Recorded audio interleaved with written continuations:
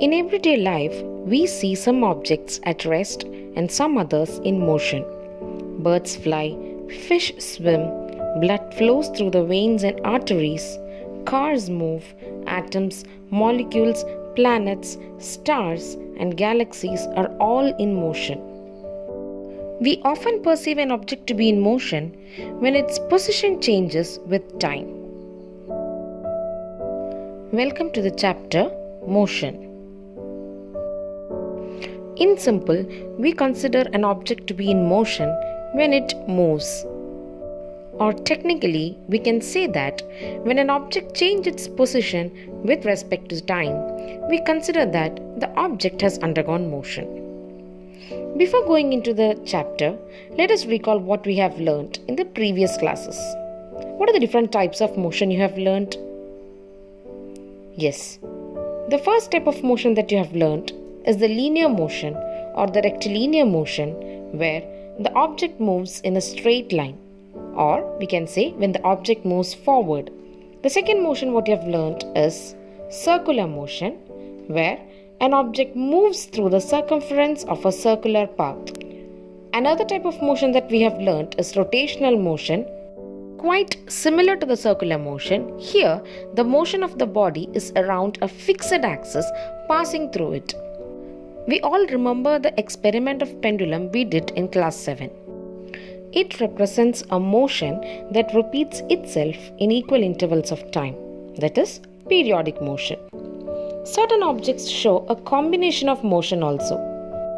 We can say that the rolling ball shows rectilinear motion when it moves forward. But in order to move forward, it has to roll around its own axis. That means it is also showing rotational motion. The wheels of a moving vehicle, hands of a clock, all shows such combinations of motion. In order to describe the position of an object, we need to specify a reference point called origin. Let us understand this by an example. Let us assume that the school in a village is 4 km towards the east of the post office. Here, we have specified the position of the school with respect to the post office. So, in this example, post office will become the reference point. Now, these reference points can change according to our convenience. Let us consider that Roshan's house is 8 km away from the school. So now, school becomes the reference point or origin. Roshan every day goes to school through the same path by traveling 8 kilometers. One day, he had to post a letter given by his father. So, he went to the post office and then he went to the school.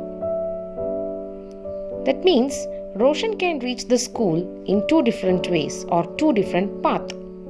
Let us name these paths as Path A and Path B. When Roshan travels through Path A, he has to travel only 8 kilometers. But when he took the Path B, he has to travel 10 kilometers to school. What is the difference between these two paths? The first path or Path A is actually giving you the shortest distance between the school and his house.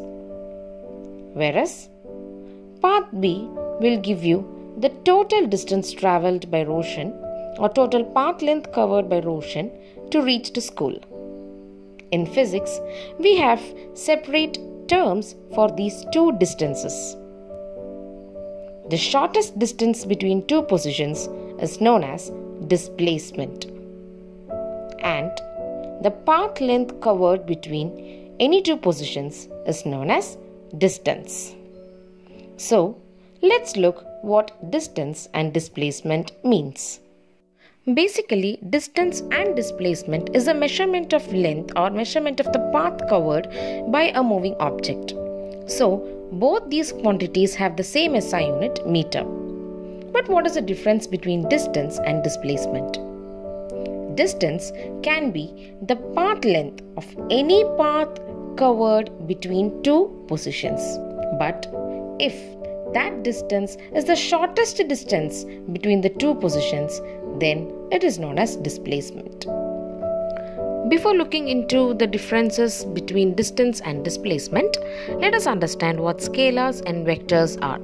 All measurable quantities in physics can fall into one of the two broad categories, scalar quantities and vector quantities. Scalar quantities like mass, speed, time, distance, etc.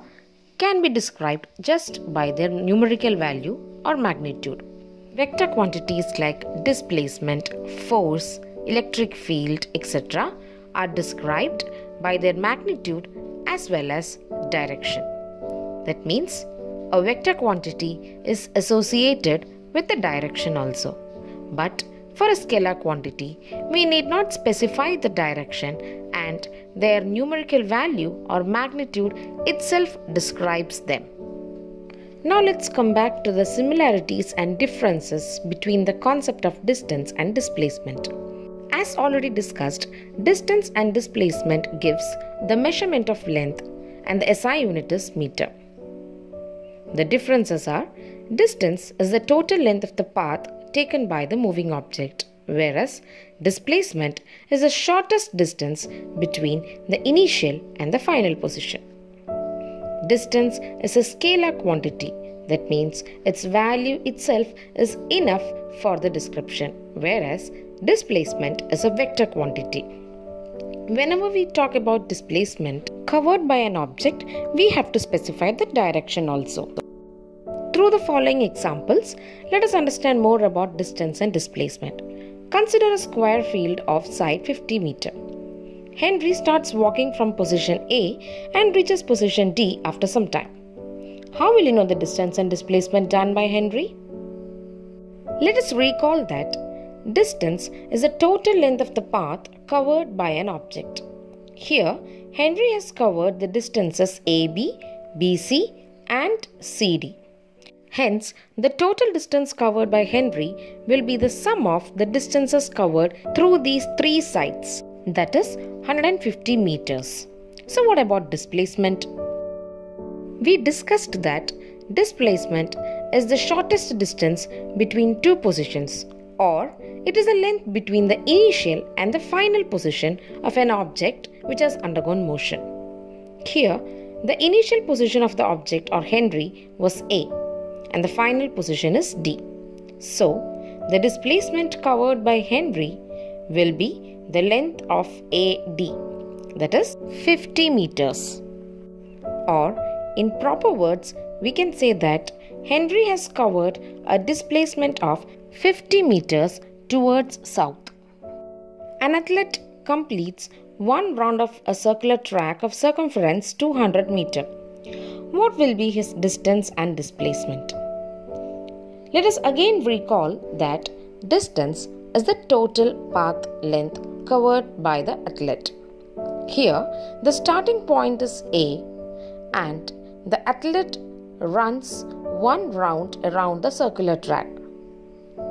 That means his distance covered will be the circumference of the circular track, which is 200 meters. Now, what about the displacement? Remember that displacement is the length between the initial and the final position. Here, the initial position of the athlete is A. After completing one round in the track, he reaches to the same point A. So, the displacement here is 0 because the initial and the final positions are same. There is no distance or length between the two positions. So, that is another difference between distance and displacement. Distance will always have a magnitude if the object has undergone motion. But displacement can be 0 in cases if the initial and the final position of the object is same even after the object has undergone a motion. Interesting.